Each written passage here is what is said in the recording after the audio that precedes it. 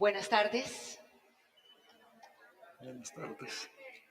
Bienvenidos, gracias por acompañarnos, gracias por el interés en los libros, gracias por el interés en estos dos autores y gracias también al Hey Festival por persistir y por seguir creyendo en nuestro país, para seguir convocando a este público, a tantas personas de tantos lugares que llegan a Cartagena alrededor de los libros.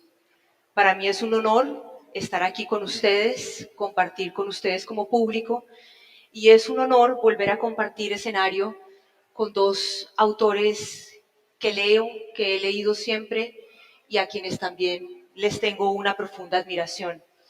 Evelio, muchas gracias. Gracias por repetir también, es un placer que estés con nosotros. Gracias a ti y a ustedes por su presencia. Estoy muy contento aquí en Cartagena y la oportunidad de charlar también con Pablo Montoya, por supuesto, gran amigo, gran escritor. Nos conocemos hace muchos años, desde los que teníamos 20 años, me parece, y No contento de más. volverlo a ver. Sí. Yo creo que más. Yo tengo la fecha ahora de nuestro primer encuentro. Pablo Montoya también, muchas gracias. No, Es de nuevo un gracias. placer estar contigo. Gracias por compartir con este público acá en el Hey. Gracias, Claudia. Gracias a ustedes. Para mí también es un gran honor estar al lado de Evelio Rosero, un escritor que conocí en 1991, imagínate. O sea, hace ya, ¿cuántos años? 30. Entonces nos conocimos en Chiquinquirá, en un encuentro de escritores, y desde esa época pues yo estoy muy cerca de Evelio, lo he leído mucho, lo admiro mucho y me alegra mucho poder estar contigo, Evelio, y contigo, Claudia. Bueno, muchas gracias.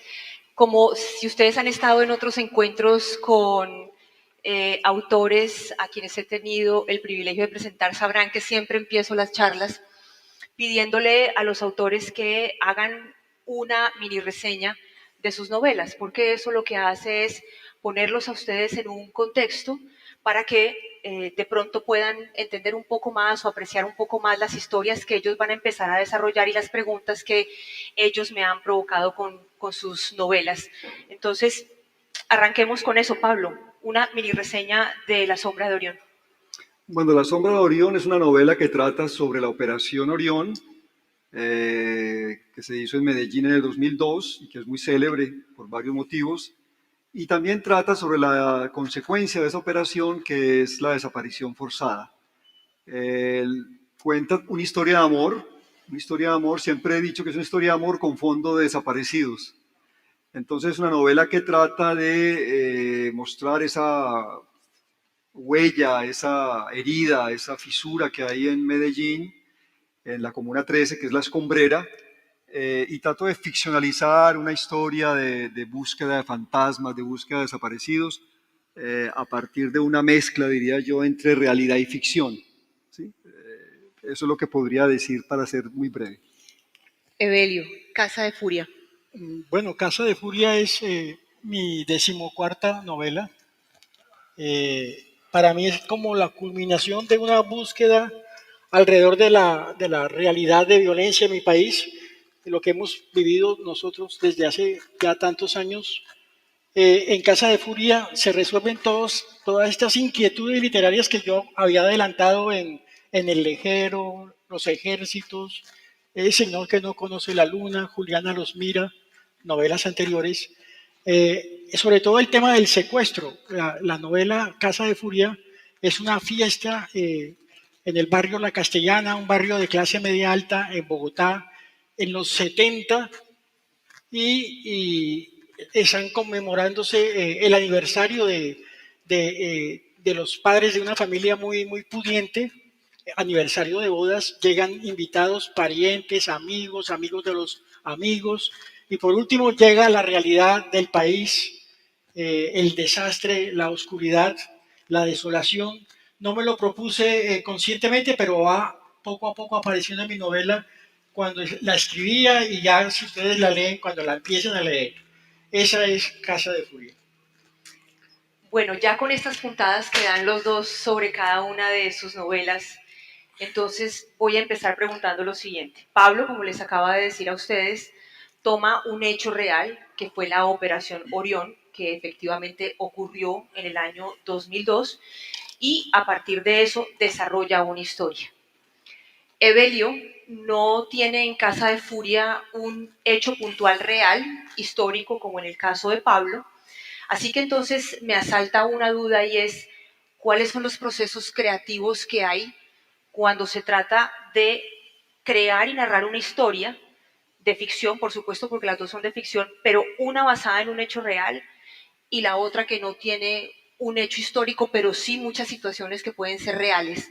¿Cómo es eso? ¿Cómo funciona ese proceso creativo en uno u otro caso? Yo creo que es muy importante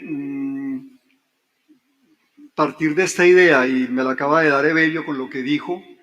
En la sombra de Orión también hay una necesidad de resolver problemas, asuntos, temáticas que yo, como él, había trabajado en libros anteriores. Entonces, lo que hace uno como escritor es más o menos lo siguiente, o lo que yo hice con La Sombra de Orión es partir de este evento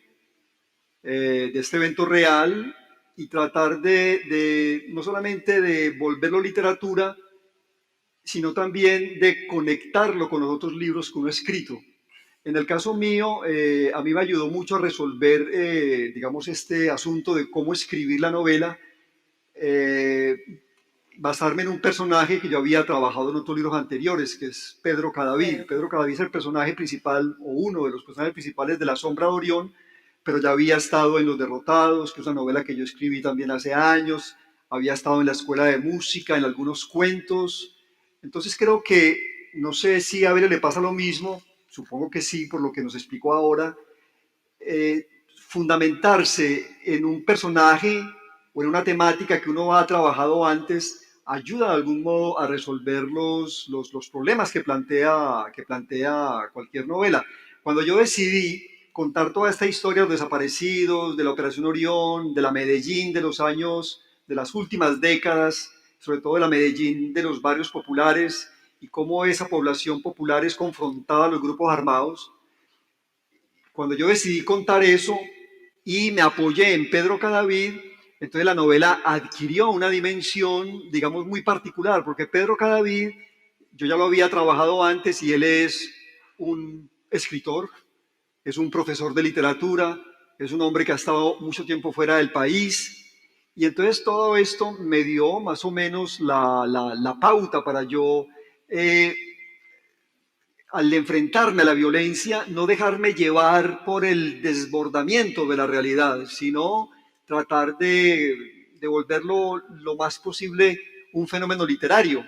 ¿Sí? Yo creo que eso también pasa un poco contigo, Evelio, ¿no? O sea, partimos de la realidad, asumimos el horror de la realidad, del secuestro, de la desaparición forzada, bueno, de las múltiples violencias que hay en los ejércitos, que hay en los derrotados, pero estamos conscientes de que así partamos de la realidad, lo nuestro es ficción, lo nuestro es literatura. Entonces creo que es una de las maneras en que yo traté como de resolver este asunto y demostrar al lector un mundo en el que él puede transitar entre una orilla y la otra, ¿no? A veces en La Sombra de Orión la gente se da cuenta que está en medio de un episodio que ocurrió, que es el de la Operación Orión, ciertas situaciones que pasaron en la Medellín del pasado, pero a veces siente que todo lo que está leyendo entra en el dominio de la invención literaria. Y yo creo que esa es digamos, la característica. Es, por ejemplo, yo pienso que entre Evelio y yo hay un puente. No es que yo lo haya descubierto, lo descubrió un lector que es un gran admirador de Evelio y que también ha leído los libros míos, y alguna vez me dijo, no, es que ustedes dos se acercan a la violencia y hacen catálogos de horror, hacen catálogos digamos, no sé, los que hay en Toño Ciruelo, por ejemplo, eh, los que hay en Los Derrotados, ¿no? Son formas literarias basadas en la realidad de abordar ese asunto de la violencia. Ahora, siguiendo con la misma pregunta, para que también tengas la oportunidad de responder, Evelio, pero ahora quiero entonces meterle un elemento adicional y es el de la investigación. ¿Se investiga igual? ¿Un autor investiga igual cuando está tomando un hecho real o cuando simplemente todo es producto de la imaginación? ¿Hay investigación o eso es un tema menor o eso depende de por dónde se quiera agarrar la historia? Bueno, yo hago hincapié en lo que señaló Pablo. En el caso de su novela, la Operación Orión es el detalle real sobre el que se basa su novela, pero el andamiaje de la novela de él, como en mi caso, es imaginación, es ficción, porque si no sería un ensayo, un documento muy distinto a lo que es una novela. En Casa de Furia, sobre todo, está la imaginación, lo onírico, que a mí siempre me acompaña a mis novelas, pero también la realidad, no tanto como epicentro, como en el caso de Pablo, sino pequeños detalles de la realidad, por ejemplo, el robo al bienestar social, el robo de un gran dinero destinado a los niños, a comprarles pan, a vestirlos, de un funcionario del gobierno que se apropió de esos millones, y eso fue hace muchos años. Yo lo tengo en mi memoria, pero sé que ese robo al dinero de los niños se ha seguido repitiendo en diferentes regiones de Colombia. ¿Qué mayor oprobio que eso de robarle nada menos que a los niños lo que le destinan para el pan, para la vestimenta, en fin? Eso es uno de los detalles de la novela, que está allí y es realidad, o realidad la disolución del grupo de los Beatles, que es significativo para la personaje de mi obra. Es realidad mis tíos, mis padres, mis hermanos, que fueron como causantes de los personajes de ficción. Por eso me reí mucho mientras escribía la novela, porque sentía que hacía guiños a mis hermanos en nuestra infancia, juventud, en fin. Pero también los personajes son finalmente de ficción, los alimenta la realidad que yo inventé en mi obra como decorado, para denunciar también otros aspectos de nuestra realidad. Otro que me ha tocado muchísimo es el de la pederastia practicada por los religiosos, los sacerdotes en los colegios en el país, ¿no? Eso ocurre en todo el mundo, pero también tuve que investigar, ahora que hablamos de investigación, muchísimo alrededor de los pederastas religiosos.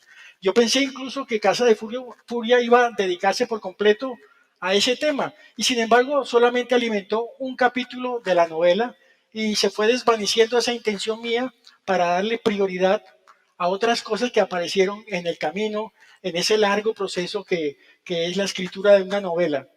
En esa reciente obra del hijo de García Márquez sobre los últimos días de Gabo, saca a colación una frase de Gabo muy especial donde dice que escribir una novela de largo aliento es como meterse a caminar por un pantano y que en cualquier momento uno se puede hundir.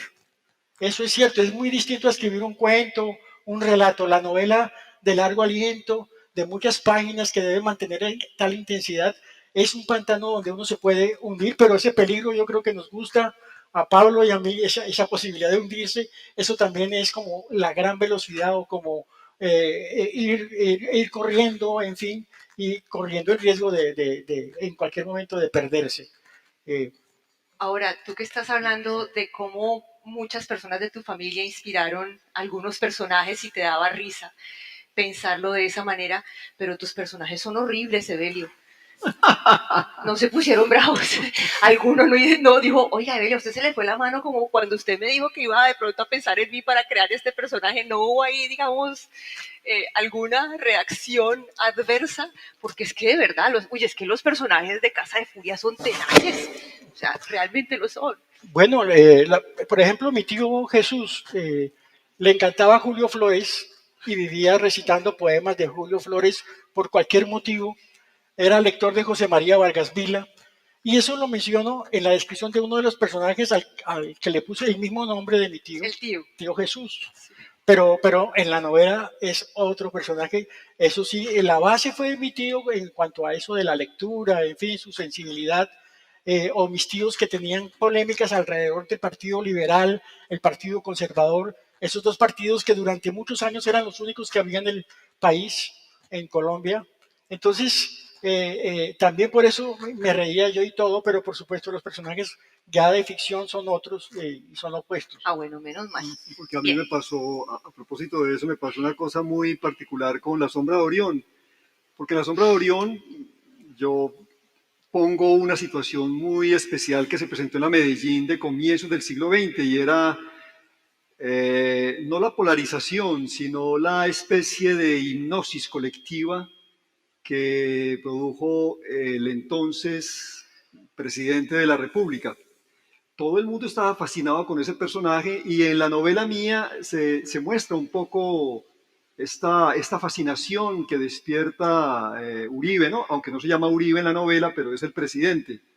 Eh, entonces, los personajes cercanos a Pedro Cadavid son sus familiares y ahí varios familiares míos se sintieron incómodos porque yo mostré la fascinación que ellos manifestaron en aquel entonces por la política de seguridad democrática, por ejemplo, y en la novela mía hay una crítica muy fuerte a esa política de seguridad democrática, porque Pedro Cadavid viene de París, había llevado 20 años, había vivido 20 años, había estado fuera de Medellín 20 años, y de pronto se encuentra con una ciudad completamente envuelta en esta guerra urbana y todo el mundo apostándole a la política de seguridad democrática.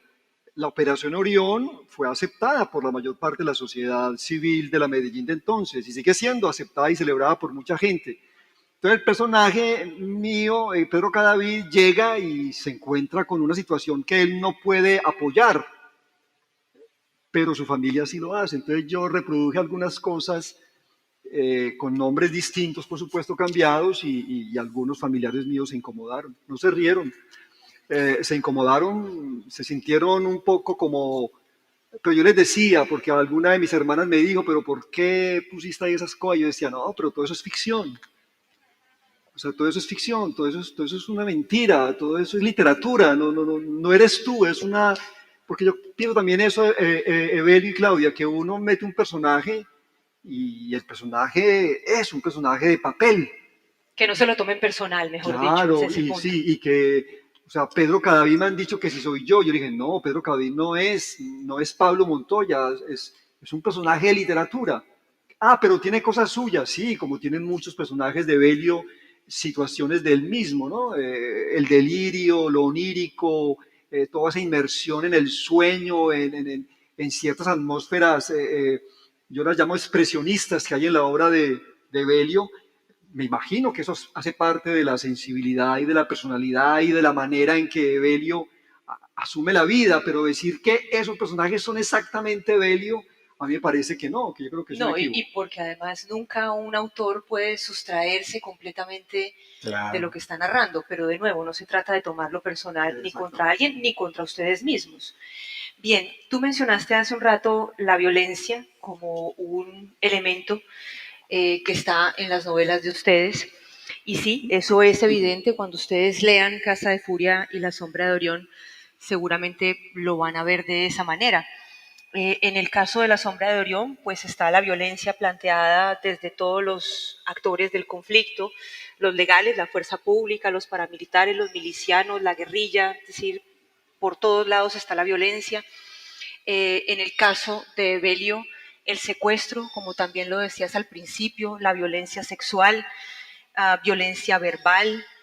Y estos son personajes que tú retratas en una casa, en medio de una fiesta, pero que podrían muchos parecerse a muchos de los que estamos sentados aquí. Es decir, hay una cotidianidad en esos personajes que a veces asusta, pero está marcada la violencia. Así que tengo dos preguntas sobre eso. La primera es si la violencia que existe en Colombia y que ustedes de muchas maneras plasman en sus relatos les afecta la vida personal. Bueno, yo creo que porque nos ha afectado, terminamos escribiendo una novela, porque nos ha afectado ¿De qué en manera? la médula. ¿Cómo? Yo creo que a todos los niveles. Para mí uno de los detonantes de mi novela Los Ejércitos fue un noticiero de televisión. Una madre, y siempre lo he contado a menudo, salía allí lamentándose por el secuestro de su hijo, decía que ella no tenía dinero, que su hijo era el que estaba manteniendo a sus hermanos, a ella misma, que cómo lo iban a secuestrar y que estaban pidiendo mucho, mucho por eso, que ellos no tenían dinero y se puso a llorar. Esa señora, ese testimonio, me acuerdo que a mí me remeció. Fue como si me despertara de pronto y me diera cuenta en qué país estaba y sobre todo yo mismo me criticara a mí mismo de mi propia indiferencia, cómo era que estaba así de indiferente y eso me dio muy duro, las señoras, sus lágrimas, incluso la misma indiferencia de la periodista que la estaba entrevistando, pero que le estaba dando la oportunidad para que pidiera ayuda mediante el canal del noticiero a la gente. Y eso y otros testimonios. Mi mamá vivía entonces en Cali y en Cali yo veía muchos desplazados, mucho más que en Bogotá, en los semáforos con esos carteles, me obligaron a salir de mi pueblo, pido ayuda, en fin. Todos estos detalles a mí me fueron afectando hasta que terminé escribiendo la novela del secuestro, Los Ejércitos. ¿Y a ti cómo te afecta en la vida? Yo muchas veces he pensado por qué esa fascinación o atracción que yo he sentido por la violencia en la literatura, y yo creo que hay un hecho fundamental y es la muerte de mi papá. Mi papá lo mataron en unas circunstancias muy extrañas. Inicialmente pensábamos que había sido que había sido delincuencia común, porque atracaron a un vecino de él tenía un consultorio médico, era médico, y en Bello, Antioquia, al lado había un vecino que tenía una distribuidora de cervezas, y a ese vecino lo vacunaron, como se dice, ¿no? Y papá iba a saludarlo y se encontró con que lo estaban atracando y lo mataron pues en ese encuentro. Y pensábamos durante mucho tiempo, lo de la familia, que había sido delincuencia común. Y después nos dijeron, después de hacer investigaciones, todo eso, que había sido una brigada del ELN. Entonces, pero eso lo supimos muchísimo después. Y yo para aquel entonces era simpatizante de ese tipo digamos, de movimientos de extrema izquierda. Era un joven de 20, 21 años y me suscitaban ciertas simpatías, particularmente el M-19, el EPL, que era una guerrilla antioqueña, y había tenido como ciertos contactos. Entonces, me pareció que ahí había una gran contradicción entre una persona que admira eso o sigue ingenuamente esos grupos, y esos grupos, por la dinámica misma de la guerra, terminan matando a un hombre que no tenía nada que ver con la guerra, como fue el caso de mi padre. Y creo que ahí hay una experiencia de tipo, es decir, no es que yo haya partido de esa situación de mi papá para escribir cuentos de violencia, no, en absoluto. Esto, repito, ha sido un proceso que me ha llevado mucho tiempo asimilarlo y entenderlo de la manera más inteligente para que no me afecte, y sobre todo tratarlo de la mejor manera en la literatura. Ahora, lo otro es vivir en Medellín. Sí, que yo creo que vivir en Medellín, sobre todo desde la década del 80 del siglo pasado, inicio del 90, después yo me fui, en realidad yo me fui para Tunja y luego para París, pero volví a Medellín en el 2002, y la vivencia de Medellín también me ha marcado profundamente. Es decir, a pesar de que yo he escrito libros que no tienen nada que ver con la violencia en Colombia, Sí, claro. pero al abordar este asunto que es el que marca nuestra realidad cotidiana, yo creo que los escritores colombianos nos confrontamos con eso, ¿no? Y tenemos que escribir sobre eso, por lo que dice Evelio, porque estamos a toda hora, nosotros somos esponjas de algún modo. Yo no sé si sentimos más que los demás, pero al menos intentamos escribir en literatura eso que todos estamos viviendo, y intentamos hacer un trabajo literario a partir de la violencia. Y eso entonces me da a mí el espacio para preguntarles lo siguiente también sobre la violencia, y es, ¿qué tan relevante creen que es para la sociedad colombiana la literatura que retrata la violencia? Bueno, yo creo que la literatura es modificante de la realidad porque convida a una reflexión al lector. Y lo es, esa experiencia la he tenido como escritor cuando tengo la oportunidad de hablar con lectores no solamente de Colombia, sino de otros países. En España me preguntaban que si lo que yo contaba en mis libros era verdad o que si era invento. que si era imaginación. Y muchas de esas cosas son reales, y lo que pasa es que otros lectores de otras culturas, de otra realidad, no lo pueden creer. Es una reflexión entonces del lector y de uno mismo cuando trabaja esos temas. Para completar lo que estaba señalando Pablo, ¿quién de nosotros no ha estado de una u otra manera ligado a un hecho de violencia, de crueldad en este país? Todos. Ahora hablando de los ejemplos, cuando yo tenía 26 años, era muy amigo de un poeta que era menor que yo, Julio Daniel Chaparro. Comenzó a trabajar en el periódico El Espectador, tenía 2 chiquitos y 2 hijos, y se vino a Antioquia, a Segovia, a realizar una labor de trabajo, de investigación. Y una noche que salió con su fotógrafo del Espectador a darse una vuelta por Segovia, lo hicieron arrodillar en una calle y lo mataron, los mataron a los dos. Eso a nosotros, a los amigos de Julio Daniel, éramos muy amigos con Fernando Linero, Rafael del Castillo, Robinson Quintero, todos poetas. Nos remeció, eso fue, mejor dicho, nos señaló la vida, antes y después de la muerte de Julio Daniel. ¿En qué año fue eso, Evelio? ¿Cómo? ¿En qué año fue? Eso fue en el 86.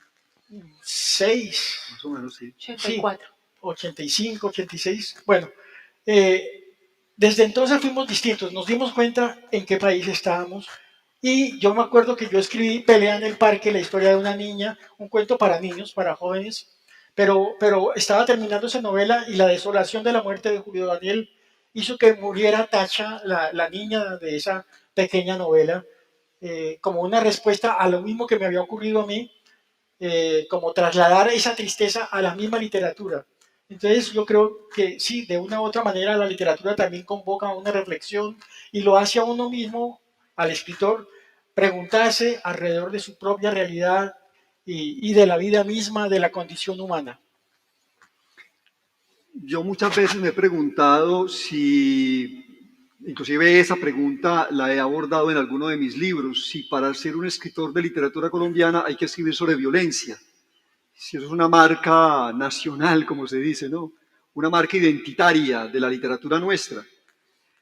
Muy curioso porque yo, por ejemplo, pienso que hay una novela que marca el comienzo de la novelística colombiana, que es María, de Jorge Isaacs, y María justamente hace una cosa distinta. María expulsa la violencia. En María no hay violencia. Pues en María hay una relación incestuosa, que es la única cosa extraña y rara, pero Jorge Isaacs expulsó la violencia que supuestamente estaba ocurriendo en la época en que transcurre María, porque habían guerras civiles. Él muestra una hacienda idílica que se llama El Paraíso, imagínense, cuando Colombia estaba envuelta en llamas en ese momento en que él está escribiendo María o el momento en que transcurren los hechos de María. Es una idealización de la realidad colombiana. Pero yo creo que es una de las pocas novelas en la literatura, de las grandes novelas colombianas de ese carácter, porque las demás, las más importantes, están marcadas por la violencia, ¿no? Yo pienso, La Vorágine, por ejemplo, Sí, claro. y García bueno, Márquez. García Márquez, todas están marcadas por la violencia, o las principales. Lo que habría que pensar es si es el único tema. Yo pienso que no, evidentemente Evelio escribió una novela sobre Juan Pablo I, pues que no tiene nada que ver con la violencia colombiana en rigor, ¿no? Y hay muchos cuentos de Evelio y algunas novelas que no están necesariamente vinculadas con ese proceso. Pero yo sí creo que es un tema que nos marca. Quizás las nuevas generaciones puedan abordar otras temáticas distintas a esa violencia política o a esa violencia nacional, pero habría que resolver el problema de la violencia en el país, quizás para poder contar otro tipo de cosas, ¿no? Pedir a la literatura colombiana una especie de literatura light, frívola, que no trate esos asuntos, a mí me parece que es importante hacerlo, pero hasta qué punto como escritores podríamos hacerlo. ¿Sí? Estamos marcados, mejor dicho, inevitablemente por... Es como separar Cartagena de Indias de las campanas, por ejemplo, ¿no? Eso es parte de la puesta en escena. Dejemos Sí. que suenen las campanas antes de seguir. Era a propósito. Suenan las campanas por ustedes. Ah, bueno.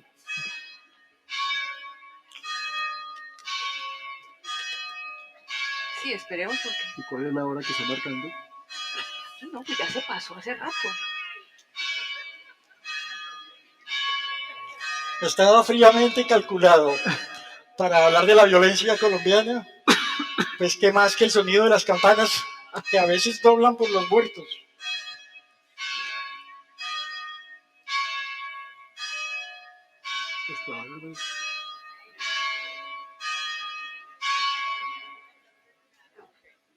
Bien.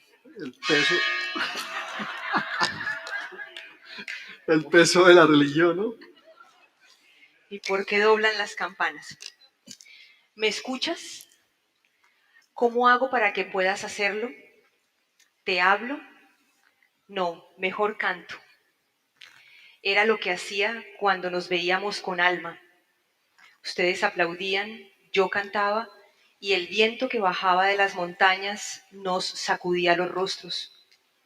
Pero esta vez tendrás que oír mi música atragantada por la tierra, distorsionada, como mi nombre, porque ambos brotan desde la escombrera. Mis padres me pusieron Rubén Darío Mosquera, eso ya te lo dije, pero mi verdadero nombre es Machuca. Soy el desplazado, el marcado por las llamas de la discordia, pero también soy el que cantaba en la comuna.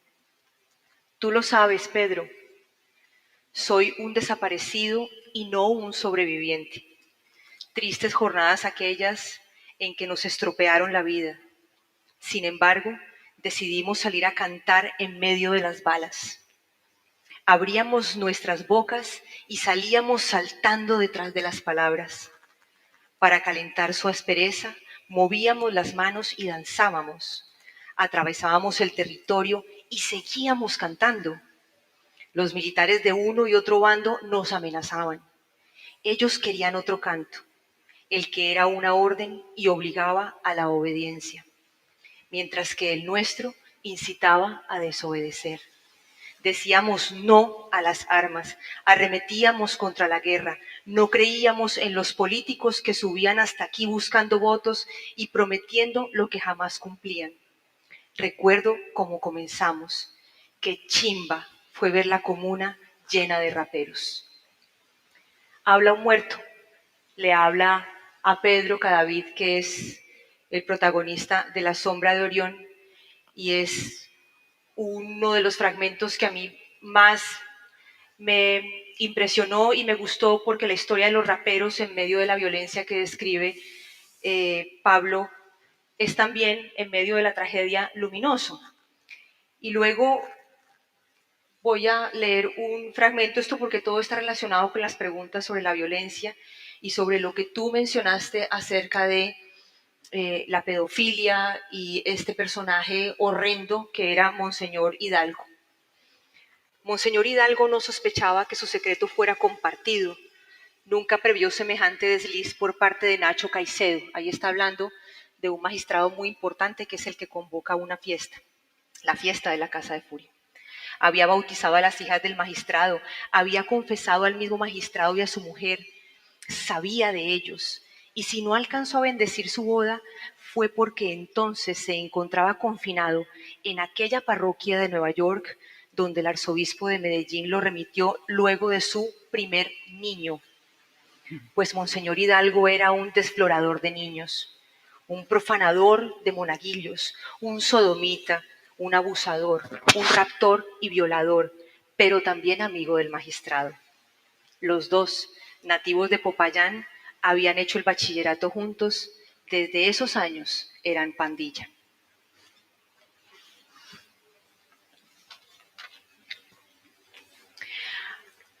Vamos a hablar ahora de los personajes que son luminosos, amorosos en La Sombra de Orión. Pedro Cadavid, Alma Agudelo, que es su pareja, la mamá de Alma, que en la novela es una mujer que dedica la vida a los libros, la hermana Rafaela, los raperos. Y es que la novela de Pablo, además de retratar una violencia tremenda de una época puntual de Medellín, también es una historia de amor. Entonces quiero preguntarte, Pablo, si es definitivamente el amor la fórmula literaria para reivindicarnos contra la monstruosidad que nos rodea? Yo creo que sí, es una de las armas que nos permiten enfrentar la violencia, sobre todo cuando yo hablo de amor en La sombra de Orión, creo que eso está relacionado muy fuertemente con las mujeres, con la energía femenina. A mí me parece que eh, frente a la violencia en Colombia, que es masculina en su mayor parte, que es machista, yo creo que una de las causas de eso es la poca presencia de la mujer en el destino del país, el destino político. No estoy diciendo que las mujeres no existan en la política o en las Fuerzas Armadas o en la policía o en las milicias. Hay mujeres, por supuesto, ¿no? Pero creo que esa energía vitalizante, amorosa de lo femenino es una de los factores que me parece que necesitamos para transformarnos. Es una transformación que lleva tiempo, pero yo creo que a ese camino vamos, ¿no? Si es que nos permite el cambio climático, si no nos acaba antes de tiempo. Entonces la novela apunta a eso, apunta a que, y porque lo constaté mientras hacía el trabajo de campo o la investigación de la que hablaba Claudia, que me tomó, pues que hice para escribir La sombra de Orión. Yo, Evelio y Claudia, sentía algo que en la literatura de la violencia que se ha escrito en Antioquia particularmente y que aborda esos sectores de las comunas populares de Medellín, las mujeres en su mayor parte son asesinas, son putas, son feas, son mujeres paridoras, pues están muy, claro, hay mujeres también así, por supuesto, no faltaba más, o mujeres tremendamente resignadas, resignadas al embate violento de los machos, pero al mismo tiempo yo constataba que había una resistencia civil muy fuerte por parte de esos barrios populares frente a la violencia armada y que esa resistencia la hacían en su mayor parte las mujeres. Y las mujeres de algún modo habían sido invisibilizadas por esa literatura. Hablo de esto porque fue uno de los factores que me hizo pensar, bueno, ¿por qué no introduzco en esta novela tan terrible que sentía que toda esa violencia me desbordaba? Eh, ¿Por qué no basarme, por qué no trabajar esos personajes femeninos? Entonces, claro, y fundamental es que una historia de amor, para que toda esa violencia tuviese como una especie de dique, digámoslo así. Y por otro lado, hablar de las formas de resistencia femenina, las religiosas de la Madre Laura, por ejemplo, que son muy importantes en esos fenómenos de resistencia civil, sobre todo en la Comuna 13 de Medellín. Pero todo eso, repito, lo concluí que existía porque lo vi en la gente con la que conversaba, en los testimonios, porque así no existan en la literatura, sí existen esas mujeres en los testimonios, en las historias de los barrios, en la memoria histórica de los barrios populares. Esos barrios hicieron alcantarillados, instalaron la energía eléctrica, hicieron un montón de cosas organizándose, organizándose en las juntas de acción comunal. Entonces me parecía que era importante mostrar esas facetas. Por lo tanto, pienso que es una de las formas del amor, ¿no? Y que son importantísimas para enfrentar esto. Es una forma muy importante del amor, pero entonces resulta que en Casa de Furia no hay amor. Uriela puede ser que sea un personaje que representa algo de amor, de ternura. Uriela es una de las hijas del magistrado y de su esposa, que son los que están celebrando en su casa el aniversario del que hablaba Evelio, y es allí en esa casa, en esa fiesta extravagante donde pasa toda la historia y aparecen todos los personajes más horribles. Pero entonces, hablando del amor, pienso en lo siguiente, Evelio. Yo veo que en Casa de Furia no hay amor. Yo lo siento de esa manera. No hay amor para salvar la historia, es lo que quiero decir. O tal vez podríamos verlo de otra manera, y es que la ausencia de amor es la clave de la historia. ¿Tú qué piensas de eso? Bueno, no había reflexionado mucho sobre lo que tú dices, lo que acabas de decir, que esa es la clave tal vez de la historia. ¿Y fue una intención? No, es posible que lo sea. El lector es otro creador a partir de lo que lee y a veces sorprende al escritor con sus conclusiones. Eh, Ahora, yo no creo que sea directamente de amor la novela y tampoco de odio. El personaje que tú mencionaste, Uriela, la menor de las hermanas Caicedo, es una enamorada de la vida, de la poesía, es el personaje esperanzador de la novela. Siente un gran afecto por los niños, les cuenta cuentos a sus sobrinos, a los que llegan a visitar a su madre. Alma Santa Cruz, la madre, es como representativa de ese tipo de mujer nariñense, pastusa, que es de armas tomar.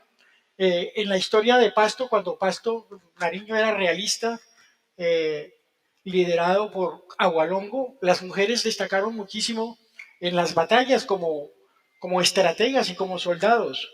No recuerdo ahora el nombre de una de ellas, pero fue decisiva en la derrota de Simón Bolívar en Bomboná.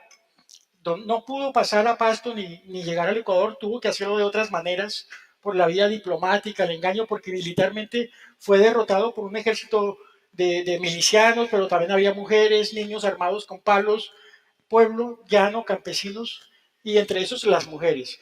Mi mamá era una pastusa temperamental, colérica, pero justa, cuando se enfadaba era por algo justo, y en varias ocasiones, pues de mi memoria me acuerdo de haberla visto brava, enardecida, y ella es la que alimenta el personaje de Alma Santa Cruz en mi novela.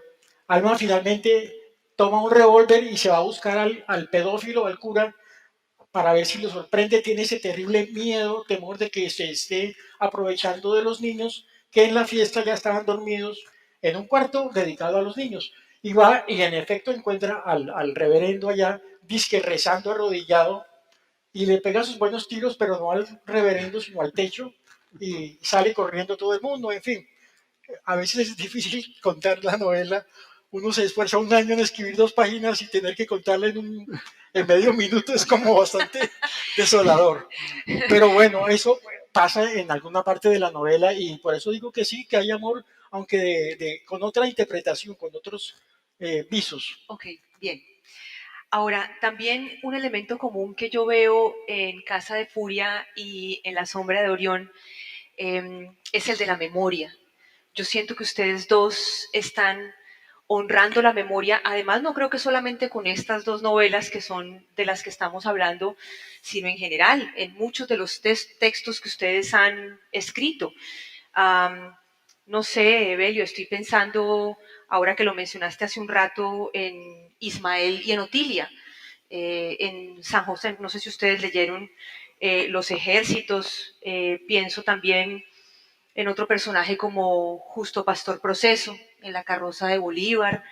Um, cuando pienso en Pablo y en su literatura, tú también lo mencionaste hace un rato en Los Derrotados. Estaba pensando en Francisco José de Caldas y el EPL, ahora que también hablabas un poco como de esta historia relacionada con tu papá. Lejos de Roma, estos tres pintores que narran la barbarie en tríptico de la infamia. Um, y creo que al final están haciendo memoria. Y me parece que eso es muy poderoso en un país donde hay también un sector de la sociedad que se empeña en borrar la memoria. Y creo que ahí es donde tiene una relevancia tan importante la literatura y la literatura que ustedes escriben. Quiero entonces preguntarles por eso, por la memoria, la importancia de la memoria en los relatos que ustedes han escrito. Yo pienso que Evelio y yo nos hermanamos en otro punto más, justamente a partir de lo que estás mencionando. Evelio es de los poquitos escritores colombianos que ha cuestionado la figura de Bolívar en La Carroza de Bolívar. Y eso le ha acarreado, sin duda alguna, elogios, pero imagino que también críticas, porque ese país está lleno de bolivarianos.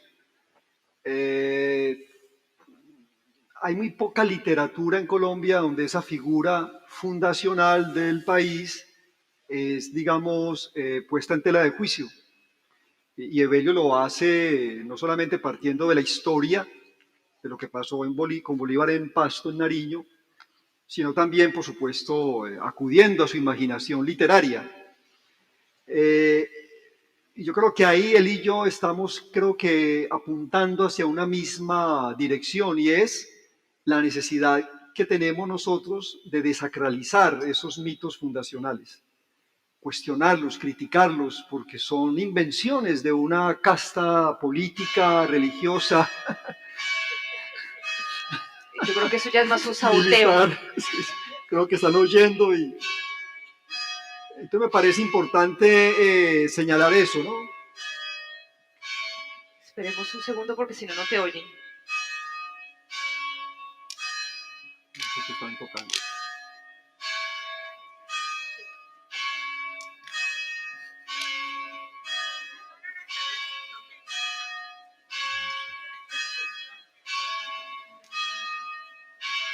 Pero eso qué será, o sea, 2 veces seguidas, no es muy charro. Sí, que están tocando. Ah, es que hay misa. Ok. O sea, ¿qué están tocando? Están llamando a la misa. No, de verdad, es un saboteo, en serio. No, mentira, nada, sigue, sigue. Bueno, entonces estaba diciendo eso, que hay como una necesidad a partir de la literatura de revisar ese pasado, de revisarlo, de valorarlo de otro modo. Es que, o sea, yo pienso que ya las nuevas generaciones incluso están cambiando la forma de entender esa celebración del pasado por parte de las élites y las castas políticas de ese país. Ya empezaron a tumbar estatuas. No deberían de tumbarlas, sino que deberían de desmontarlas y llevarlas a otro lado. Yo creo que haríamos un paso adelante si desmontáramos muchas estatuas de los militares decimonónicos, comenzando por la de Bolívar. Entonces creo que ahí yo escribí un libro que llama Dios a los próceres, que también es una arremetida contra ese panteón olímpico de la patria colombiana, comenzando por Bolívar, por Santander, por Nariño y pasando por otros tantos. Pero hacerlo con las herramientas de la literatura, que es lo que hace, lo que nos propone Evelio en la Coraza de Bolívar, es una cosa completamente donde la imaginación desbordada del narrador se une con la investigación histórica, pero con el objetivo de cuestionar esa figura. Claro. Entonces me parece que ahí el trabajo que estamos haciendo, él y yo y otros más, pero son muy pocos en realidad, no sé, me atrevería a decir que son muy pocos los escritores antibolivarianos. Fernando Vallejo le dice en algunas de sus novelas, hijo de puta, Simón Bolívar, a una estatua, pues quiero decir, ¿no? Muy típico de Fernando Vallejo, ¿no? Pero hay muy pocos en realidad. Casi todas las novelas y los relatos históricos sobre Bolívar son admirativos. Y uno dice, pero ¿y esa admiración por qué? O sea, ¿por qué los escritores colombianos terminan prosternados ante esa figura y ante otras más, ¿no? Digámoslo así. Entonces creo que en ese sentido, pues para dar un elemento de discusión, es que hacemos trabajo de revisar ese pasado. De alguna manera en la sombra de Orión también pasa eso, es mirar esa operación Orión que ha sido tan celebrada, tan festejada, tan aplaudida por diferentes sectores de la sociedad en Medellín, revisarla nuevamente, sopesarla lo más objetivamente posible y dar otra valoración de ella. A ver si equilibramos un poco el mapa de las interpretaciones, porque si no, imagínense pues si todo le creyéramos el cuento a Uribe o a Luis Pérez o a la ministra de ahora, a la vicepresidenta ahora que era la ministra de Guerra en aquel entonces, si les creyéramos el discurso a ellos o el discurso a las fuerzas militares, pues terminaríamos embobecidos por ese discurso que es completamente manipulador. Entonces creo que la literatura sí ayuda un poco a eso, ¿no? Me parece. La memoria de Evelio. Sí, por supuesto. La memoria en ese sentido y en otros. La literatura sola es ya memoria, es ahondamiento, la memoria de aquellas voces que nos rodearon en la infancia, de lo que leímos y que vuelven a nuestra memoria y vuelven a vertirse en el papel. De tantas interpretaciones puede uno asirse para llegar a lo que es memoria. Pero yendo en concreto a ese aspecto que señalaba Pablo, pues me hizo pensar y reflexionar en la figura de Bolívar en la literatura colombiana. Por ejemplo, Fernando González es un elogio a Bolívar visceral. ese pensador Fernando González. Y más cerquita, pues, nuestro colega William Ospina, otro admirador por completo de Bolívar. Yo diría que ellos y otros, muchos otros escritores o gente con la que he tenido oportunidad de hablar, aman a Bolívar, pero no aman la verdad. Ese es el grave problema. Y eso ha sido a través de 200 años, en los colegios, en las escuelas, un mito creado de la nada, un adalid, un héroe, un estratega, cuando era realmente un cobarde, el Napoleón de las retiradas, como decía el general Pierre. Y por eso Bolívar, entre otras cosas, por ese motivo lo mandó a fusilar o a asesinar por fusilamiento al general Manuel Pierre, acusándolo de que quería instaurar la partocracia, así lo llamó Bolívar, que iba a subir de presidente un negro, es decir, era racista y tantas otras cosas que ya me esforcé pues en una novela en mostrar, que ahora no las voy a repetir, pero bueno, la memoria, sobre todo en la literatura, yo creo es donde más se manifiesta, donde más nos enfrenta, nos refleja, y por eso leer, es solamente el acto de leer, ya es indagar en esa búsqueda que es la memoria. Evelio, yo tengo una preguntita. ¿Tú has tenido problemas por la carroza de Bolívar, digamos, con estos colegas, escritores? Muchas veces, sobre todo recién publicada, cuando empecé a presentarla en diferentes ciudades, siempre me encontré con personas intolerantes que no admitían, después de leer la novela, que eso fuera cierto. A Venezuela me invitaron unos no partidarios de Bolívar para que fuera a presentar el libro allá, y a la semana me llamaron de Venezuela, no dijeron quiénes, pero que si yo iba allá me partían la cabeza. Eso fue en asiento de Chamo. Acá le partimos la cabeza si usted viene a presentar su obra. Bueno, esas fueron las cosas, una de las cosas más tenaces que sufrí como autor, porque por eso no viajé a Venezuela, no iba a exponer mi cabeza. No, Para nada. tampoco, ¿no? Para nada, sí. Bien, tenemos tiempo para algunas preguntas, sí, hay del público. Allá hay un joven que tiene el micrófono allí, para que por favor.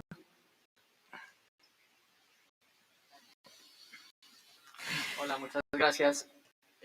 Bueno, ustedes han hablado sobre sus obras, digamos, de alguna manera resolutivas, en donde están terminando de anotar muchas ideas y temas sobre los libros que han escrito.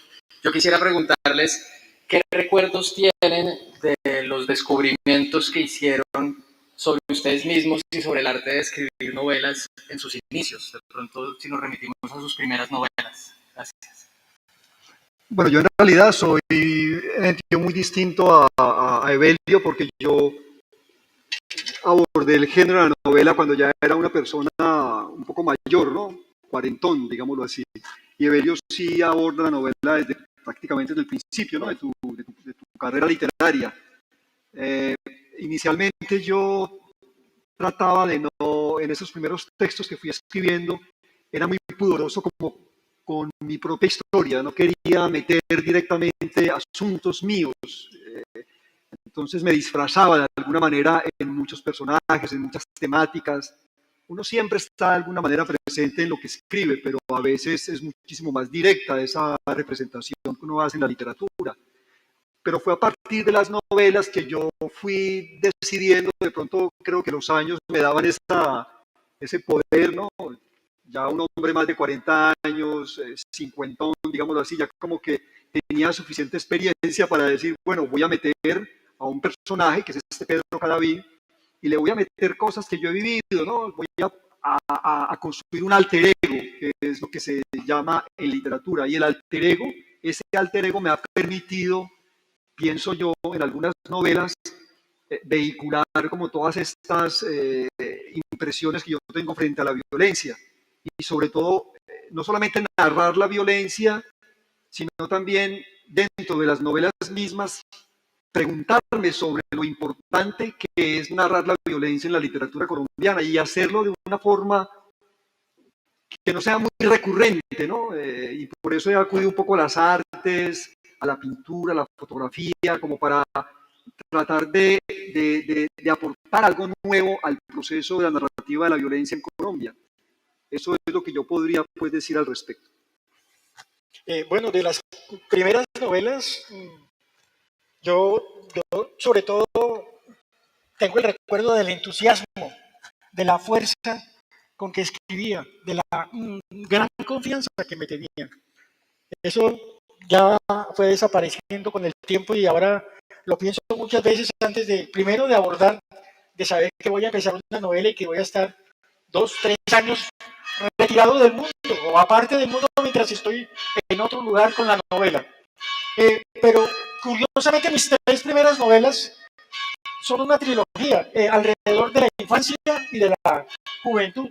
Mateo Solo, la historia de un niño encerrado en su casa, no puede salir, tiene que mirar el mundo a través de la ventana. Es una novelita, es muy breve, que me dio como el tono de otra novela, la que es la siguiente, Juliana los mira, El amor de 2 niñas, 2 niñas de 10 años, y El incendiado, que son los estudiantes del colegio agustiniano, niños de 14 años. Todas esas 3 novelas giran alrededor, digamos que de mi propio recuerdo, de mi propia experiencia de niño y de adolescente. Eso es lo que son mis primeras obras. ¿Sí? Yo creo que el señor Rosero es el único escritor colombiano que va a ser capaz de escribir la historia colombiana que viene. Ayer se lo dijimos en un conversación que tuvimos. Aprovechando que estamos hablando de temas de la verdad, 3 temas. Uno, de William Ospina puede esperar cualquier cosa, porque hace una semana habló a Rodolfo Hernández, que es un genio. O sea, aquí no hay nada que hacer. Lo segundo, en relación con Bolívar, 2 temas, y que Belio nos lo corrobore. Hay una drama en el libro. Bolívar ejercía el derecho a nada. Él podía acostarse con quien quisiera. Cuando terminaban las batallas, él escogía. Tenía 2 lugartenientes, Oleari y Ari, el otro, un negro grandotote que era de Haití. Ellos iban primero y recogían la dama y Bolívar llegaba después. Hay una anécdota de Popayán, que usted la narra en su libro, que era la niña más linda de Popayán, que ya sabía que Bolívar la iba a violar. Bolívar se aproxima, cuando llega, la mamá está con la niña y la niña está desfallecida. Y el otro señor no dice nada y Bolívar llega y la niña está muerta. Se ha envenenado, la mamá la ha envenenado para que Bolívar no la tome. Bolívar se enfurece, quiere hacer cualquier cantidad de cosas. Ese era Bolívar. El segundo tema de Bolívar, en Puerto Cabello, también se lo pregunté ayer, sin ninguna necesidad, degolló 780 muchachos españoles en una playa, uno por uno. No tenían la más mínima necesidad militar de hacerlo. Lo hicieron, también se lo pregunté, y nos dijiste las 2 cosas, que ambas cosas eran ciertas. Y la tercera, la acaba de comentar, es que Bolívar nunca batalló, era una gallina. Siempre empezaba la batalla y se iba para atrás. Batallaban Sucre, los otros generales, y él llegaba solamente si la batalla se ganaba. Eso quería preguntarle, ¿eso es cierto, profesor? Sí, en las investigaciones que yo adelanté hubo muchos testimonios trasladados a ese estudio de José Rafael Saludo, estudio de la vida de Bolívar. Entonces él recoge no solamente testimonios, sino documentos que muestran la experiencia de los oficiales extranjeros que lucharon al lado de Bolívar, sus comentarios, sus pareceres alrededor de la figura de Bolívar, el opúsculo que publicó Carlos Marx sobre Bolívar, que es tan importante, y yo los invito a que lo busquen en internet o que el libro está publicado mucho, muestran cómo un pensador como Carlos Marx, que es tan pragmático y tan directo y llega al núcleo del asunto, eh, eh, revela la imagen humana y también histórica, social de un héroe, entre comillas, latinoamericano. Entonces, todo esto alimenta mi obra y en efecto lo que él acaba de decir, el de la muchacha que es muerta por la mamá para impedirle a que llegue a Bolívar, ocurrió, yo lo tengo entendido en Pasto. Me asombró por eso que ayer dijera que eso había ocurrido en Popayán, a lo mejor ocurrió en muchas ciudades y poblaciones de Colombia, pero sí es cierto según lo que yo tengo entendido. Creo que nos queda tiempo para una pregunta más y ya debemos despedir. La señora hace rato está pidiendo la palabra, la señora de la... ella.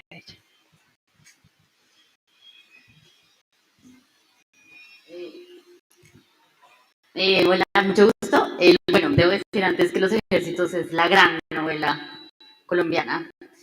Y bueno, yo soy librera y tengo como una intuición que quería compartir con ustedes, a ver ustedes qué piensan. Y es que la literatura contemporánea de escritoras, sobre todo también mujeres, se está volcando mucho hacia la individualidad. Son historias en su mayoría, siento yo que son muy en primera persona, y que buscan dar recuentos sobre la memoria, pues la memoria personal o sobre la infancia. Entonces son historias muy bonitas, increíbles, pero también muy íntimas.